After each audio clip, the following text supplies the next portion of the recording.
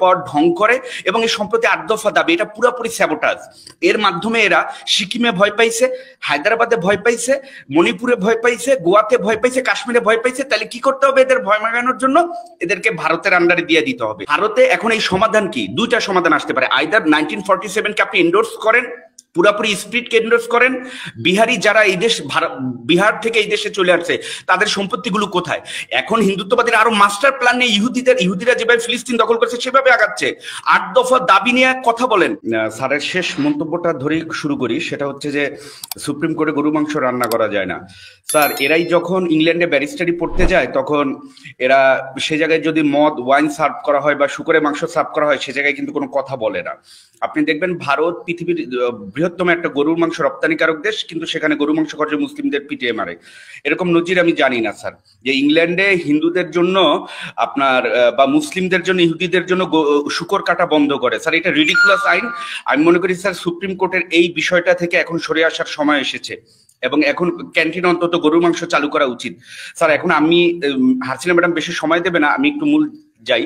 তাজহাসমি স্যারের কাছে প্রশ্ন, sir, when was the word মালাউন first introduced in the history and on what background? এই মালাউন শব্দটা প্রথম কখন কি গ্রাউন্ডে ইউজ হয়েছে এবং হিস্ট্রিটা কি? আমি আপনার ভক্ত। সেকেন্ড হচ্ছে যে স্যার একটা কমেন্ট আসলো যে সম্ভবত গোবিন্দ স্যার এই কথাটা বললেন যে হিন্দুরা ভারতে চলে যায়, এবং আরেকটা কমেন্ট বলা হলো যে হিন্দু জনসংখ্যা কমে যাচ্ছে এবং হিন্দুদের সম্পত্তি নেওয়া হয় ইত্যাদি, বা সফট পারসিকিউশন। যেটা প্রথম কথা হচ্ছে হিন্দুরা ভারতে যায়, হিন্দুদেরকে জায়গা দেওয়া হচ্ছে না। আচ্ছা, হ্যাঁ, এখন কথা হচ্ছে যে হিন্দুরা ভারতে যায় না, মুসলিমরাও যায়। আমার রিলেটিভও মুম্বাইতে আছে এবং দিল্লিতে বাঙালি মুসলিমদের একটা কলোনিও আছে, আপনি গেলে দেখতে পারবেন। আসামে আছে এবং কলকাতায়ও সম্ভবত, ভারতে পশ্চিমবাংলায় ৮ থেকে ১০ লক্ষ বাংলাদেশি মুসলিম আছে, খোঁজ নিলে পাওয়া যাবে এগুলো। সুতরাং এই যে তার মানে কি এই মুসলিমরাও কি নির্যাতনের কারণে পালাইছে? এটা হচ্ছে একটা ক্যান্সারাস আইডিওলজি যে এই হিন্দুত্ববাদ, এটা মূলত হিন্দুত্ববাদ। এরা ভয় পাওয়ার নাটক করে, এরা ভয় পাওয়ার ঢং করে এবং এই সম্প্রতি ৮ দফা দাবি এটা পুরোপুরি স্যাবোটাজ। এর মাধ্যমে এরা সিকিমে ভয় পাইছে, হায়দ্রাবাদে ভয় পাইছে, মণিপুরে ভয় পাইছে, গোয়াতে ভয় পাইছে, কাশ্মীরে ভয় পাইছে। তাহলে কি করতে হবে এদের ভয় মাগানোর জন্য? এদেরকে ভারতের আন্ডারে দিয়ে দিতে হবে। এটাই তো শাহবাগ থেকেই তো বলছে জাতিসংঘ শান্তিরক্ষী বাহিনী লাগবে, এই ইসকনের জঙ্গিরাই তো বলছে, বলে নাই? বাংলাদেশের সিলেট রংপুর লাগবে কলকাতা থেকে বলে নাই? বঙ্গভূমি বরিশাল সহ ব্যারিস্টার সারোয়ার স্যারের এলাকা এগুলো সব সহ বঙ্গভূমি বলে নাই? তো এই হিন্দুত্ববাদীরা 1947 সালেই তো মুসলিমদের কোনো অস্তিত্ব মানে নাই। তো আজকে যারা ওই যে বড় বড় দালান, আমার এলাকায় এখান থেকে 1 কিলোমিটার দূরে আছে একটা হিন্দু মন্দির, তো সে ইসকনের একজন বড় নেতা। এটা উনি হইতেছে আমেরিকাতে ইসকনের মানে প্রধান না হলেও উনি ইসকনের একজন বড় নেতা। তো বাংলাদেশের যে চিন্ময় কৃষ্ণ দাস, ওনাকে যে গ্রেফতার করে রাখা হয়েছে 4 মাস ধরে, তো বাংলাদেশ সরকার যদি চিন্ময় কৃষ্ণ দাস ওনাকে যদি মানে জামিন না দেয়, তো বাংলাদেশের সামনে যে স্যাংশনের মুখে পড়তে পারে সেটা কি মানে আমরা মানে বাংলাদেশের কি জানি কিনা? এবং সামনে হচ্ছে বাংলাদেশ সেনাবাহিনীর বিরুদ্ধে একটা আসছে, স্যাংশন আসতেছে যে বাংলাদেশ সেনাবাহিনীকে হচ্ছে আপনার শান্তি রক্ষা মিশনে যেতে দিবে না।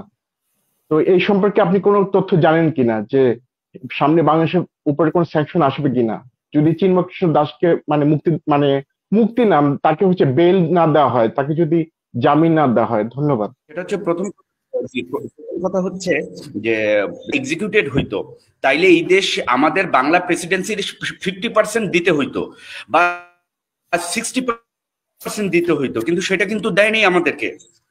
এমনকি আমরা মুর্শিদাবাদ নদিয়াও জিতছি, কলকাতা কিছু জায়গায় জিতছি, সিলেটে করিমগঞ্জে জিতছি, এবং আপনার ওই যে উত্তর কুড়িগ্রামের উত্তরে শেষ, এগুলো কিছুই আমাদের দেয় নেই, সবকিছু নিয়ে গেছে। তো এই হিন্দুত্ববাদীরা 1947-এও আমাদেরকে ঠগাইছে, আমাদের অস্তিত্ব মানে নেই, এখনো মানে নেই। এখন ম্যাডাম কথা আসে যে বাংলাদেশে হিন্দু নির্যাতন হয়, এটা বন্ধ করার উপায় কি? ওপেন চ্যালেঞ্জ করতে পারি, এটা বন্ধ করতে পারবেন না। কারণ কি? কারণটা হচ্ছে এই কমিউনিটিটা, আজকে সরাসরি বলছি দুঃখ ভারাক্রান্ত মন নিয়ে, এরা একটা ভিকটিম কার্ড প্লে করে। যেটা ফ্যাসিজমের একটা উপাদান, হ্যাঁ। ভিকটিম কার্ড প্লে করা। অসংখ্য এবং এর ধন্যবাদ। মাধ্যমে এরা হায়দ্রাবাদ দখল করে, কাশ্মীর দখল করে, গোয়া দখল করে, এটা এদের একটা নেচার। আপনি দেখেন, আপনি সিম্পলি বলি, ভারতে এখন এই সমাধান কি? দুইটা সমাধান আসতে পারে। আইদার 1947 কে আপনি এন্ডোর্স করেন, পুরাপুরি স্পিরিটকে এন্ডোর্স করেন। বিহারি যারা এই দেশ, বিহার থেকে এই দেশে চলে আসছে, তাদের সম্পত্তিগুলো কোথায়? এখন হিন্দুত্ববাদীরা আরো মাস্টার প্ল্যান নিয়ে ইহুদিরা যেভাবে ফিলিস্তিন দখল করছে সেভাবে আগাচ্ছে। 8 দফা দাবি নিয়ে কথা বলেন, সেখানে যে 8 দফা দাবি বলতেছে তাদের সম্পত্তি সিএস রেকর্ডে ফিরিয়ে দিতে বলতেছে।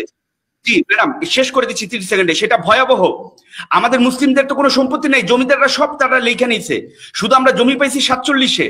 এখন 8 দফা যদি বাস্তবায়ন হয়, আমাদের থাকতে হবে সেই রাস্তায় নামতে হবে। এগুলো করতেছে তারা শুধুমাত্র বাংলাদেশকে টেক ওভার করার জন্য, বাংলাদেশকে ডিস্টেবলাইজ করার জন্য। এবং এই অনুষ্ঠানের মাধ্যমে আহ্বান জানিয়ে আইদার 47-কে প্রতিষ্ঠা করেন, বিহারিদের জমিগুলো ফিরিয়ে দেন, অথবা ভারতে মাইনরিটিদের যেই সিলেবাসে চলে, বাংলাদেশও মাইনরিটিদের সাথে সেই সিলেবাস করেন। গত 7 মাসে আমি নিজেও বিএনপি সাপোর্ট করি। গত 7 মাসে বিএনপির পক্ষ থেকে এই সরকারকে সহযোগিতা করার জন্য কোনো কি একটা পদক্ষেপ নিছে?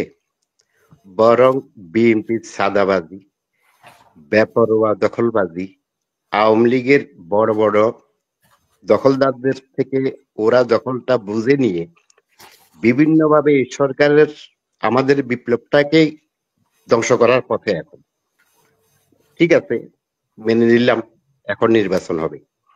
নির্বাচন হলে বিএনপি ক্ষমতায় আসবে।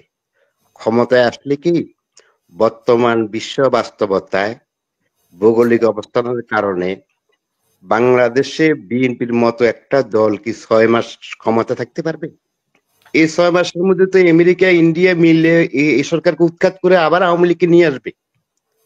ডক্টর মোহাম্মদ ইউনূসের মতো একটা লোক থাকাতে এখনো আমাদের দেশ টিকে আছে। আফা, আমি প্যারিসে থাকি। আমি আজকে প্যারিসে কাজ করতেছি ডক্টর ইউনূসের। আমি দীর্ঘদিন বেকার ছিলাম এখানে। এখন আমি ডক্টর ইউনূসের ফ্রান্স ভাষায় বলে জিরো সমান, মানে জিরো বেকার, জিরো কার্বন, যেটা ফ্রান্সের 2050 সালের মধ্যে প্যারিস শহরে বাস্তবায়ন করার জন্য ডক্টর ইউনূসের থিওরিকে কাজে লাগানো হচ্ছে। এবং ডক্টর ইউনূস সম্ভবত ফ্রান্সে যদি ওর নাগরিকত্ব থাকে এবং এখানে যেহেতু সরাসরি প্রেসিডেন্ট নির্বাচন হয়, ডক্টর ইউনূস এখানে প্রেসিডেন্ট নির্বাচন করলে আমার মনে হয় মানে ফ্রান্সে তো 2 ধাপে নির্বাচন হয়, প্রথম ধাপে সে 51%-এর বেশি ভোট পাবে।